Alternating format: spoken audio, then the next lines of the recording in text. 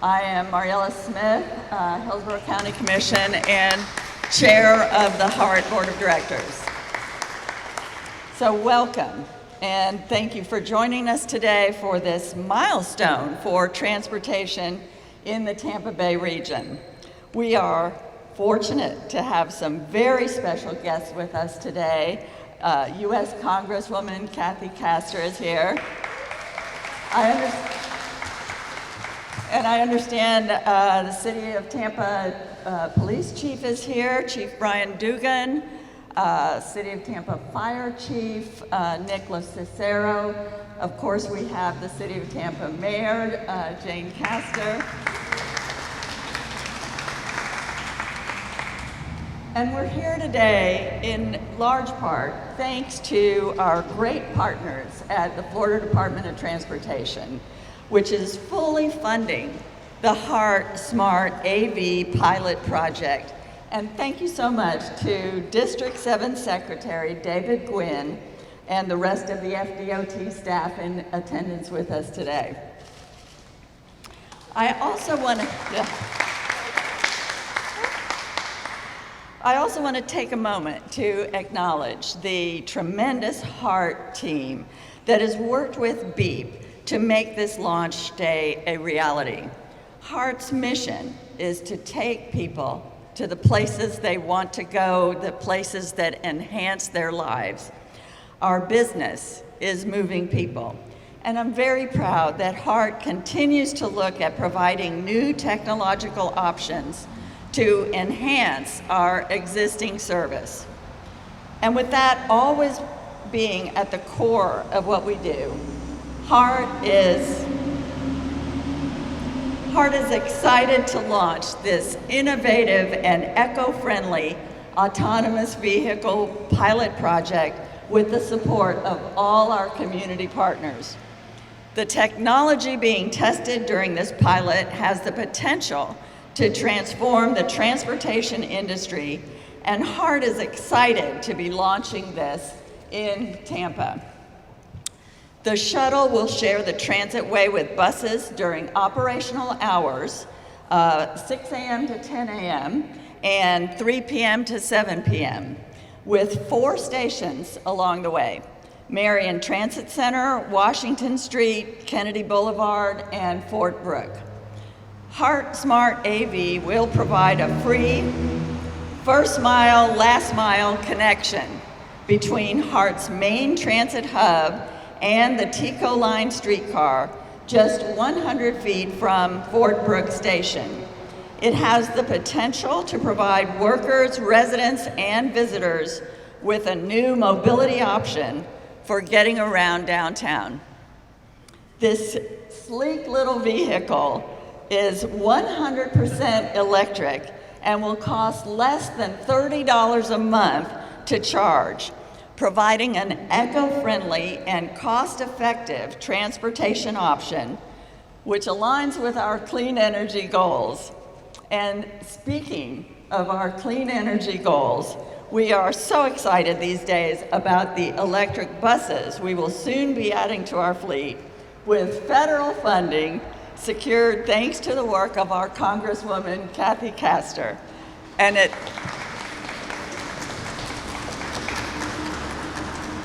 So at this time, I'd like to invite my friend and fellow transportation advocate, an advocate of clean energy, and so much more, Congresswoman Kathy Castor, to make some remarks. All across the Tampa Bay area, our neighbors want to expand transit, and they want us to do it in an innovative way. So that's why I'm so thrilled to be here this morning with Commissioner Smith, everyone at Hart, Senator Brandes, Secretary Gwynn, Mayor Castor, all of the leaders who are here, along with the folks who work day in and day out at Hart to ensure that our neighbors can get to work, they can get to school, they can get back home in a safe and efficient manner. When we're talking about what the future may hold, we know, based upon a study done by the University of South Florida College of Business just last year, that we can reduce poverty rates. We can reduce the income inequality gap here in the Tampa Bay area if we expand transit. So this will be a down payment on what needs to happen. We are waiting with all anticipation for a Florida Supreme Court ruling to determine, are we going to be able to advance these transit solutions in the near term? Remember, we voted, and the voters in Hillsborough County passed a major All for Transportation initiative. It's the linchpin as we look towards federal economic recovery dollars coming to communities across the country. If we have that local funding commitment, we will be able to ramp up and expand transit and do it in an innovative way in the near term. So I'm very hopeful for that. I'm also thrilled, Commissioner Smith, for Heartline's commitment to clean energy, to the clean and green electric buses that are going to come here to Hillsborough County. The smart thing to do is to target those electric buses into neighborhoods that often suffer from dirty air quality, where kids have higher rates of asthma. So think about the benefits to our health, to our environment, to tackling the climate crisis as we ramp up and expand those clean electric vehicles. That's why this is so exciting today. What did you say? That's only going to cost $30 per month to charge this? And we know how warm it is, so a lot of folks who live and work down here will really appreciate the ability to jump in the beep car and move on up to the transit center. There's so much going on. I'm thrilled to be here. Keep up the good work. But I want to especially thank Secretary Gwynn and Senator Jeff Brandes. Senator Brandes has been the leader in the Florida Senate on innovative transportation solutions, especially on automated vehicles. And when we combine the automated vehicle with the electric clean energy vehicle, that again is going to provide so many benefits to the folks who live here. I couldn't be more pleased. So thank you, Senator. Thanks, everyone. Keep up the good work. Wonderful. I'm honored to be here and see really the culmination of 10 years of work writing this law back originally in 2011. Now in our 3.0 version of the state law that allows for these types of vehicles to operate on Florida roads. There are three mega trends going on in the world of mobility right now. The world is getting more shared. We see this with companies like Uber and Lyft rising up. It's getting more electric, and it's getting more automated. These three mega trends hitting the state at any one time would be incredible. The fact that all three are roughly hitting at the same time really is overwhelming for states and cities to get their arms around. But Florida is a leader in this conversation. We've been leading on automated vehicles for almost a decade now. We're now transitioning to the discussion about electrification. And frankly, we have some of the best shared mobility laws in the country. But it wasn't easy. We didn't get there overnight, and we're watching this transition play out pretty dramatically. Today, less than 0.5% of the vehicles on Florida's roads are electric. But we believe by the end of the decade, somewhere between 15 and 25% of all new cars sold in this country may be electric. That's a sea change like we have never seen really in the history of time. Our generation is about to go through the experience our great-grandparents experienced when they moved from the horse and buggy to the Model T. And Tampa is leading in that charge, in that conversation. So thank you so much. So honored to be with you. It's such an exciting time to be in Tampa Bay. Thank you. And I am introducing the mayor, Mayor Pastor. Thank you, Senator.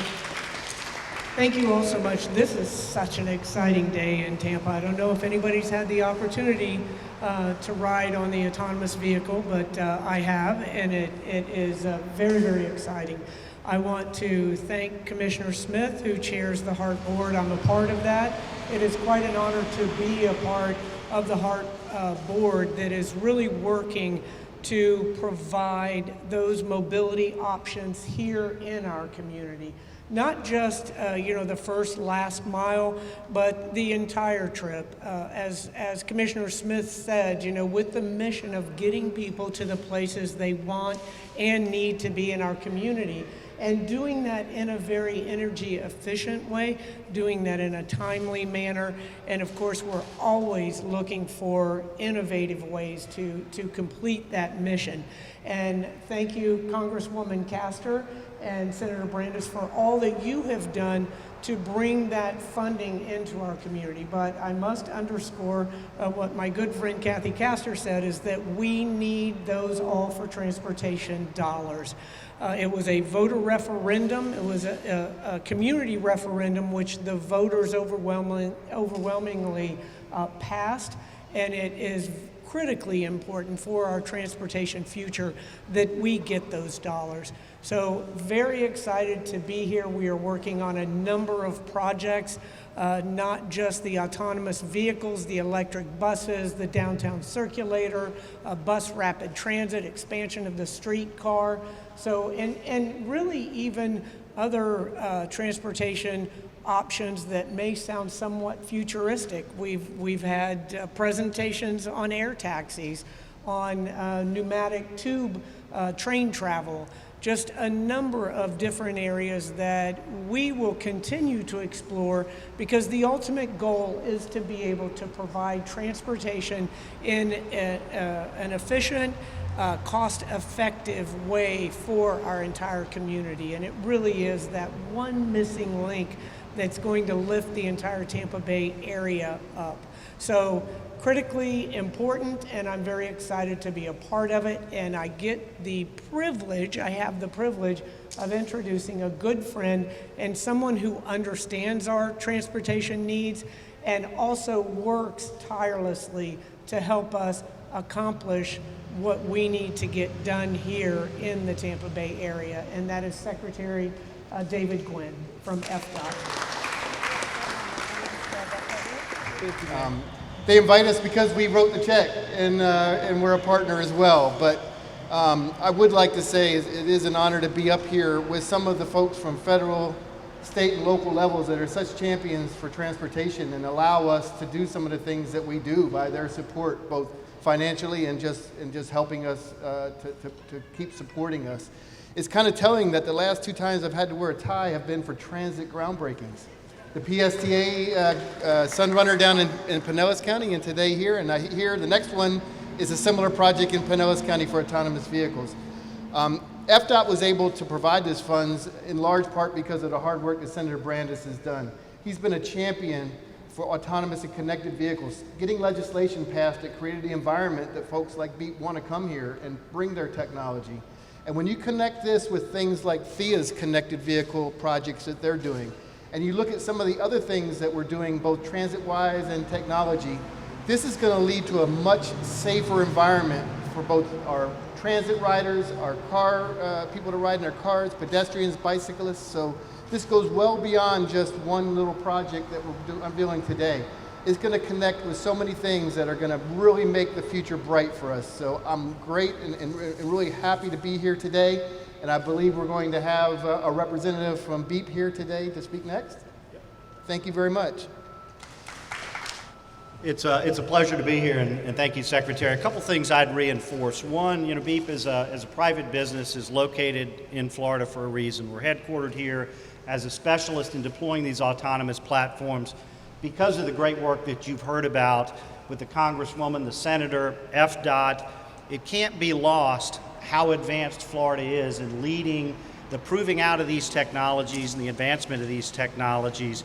And certainly this project at Hart is a great reflection of a first. This is the first public transit deployment of these autonomous vehicles in our state. And trust me when I tell you that Florida is absolutely kind of on the forefront of how we're advancing these programs and platforms across our country. And across the world for that matter. One thing I would just reinforce, and that's the area of safety. If I had one topic to talk about, it's how are these vehicles more safe?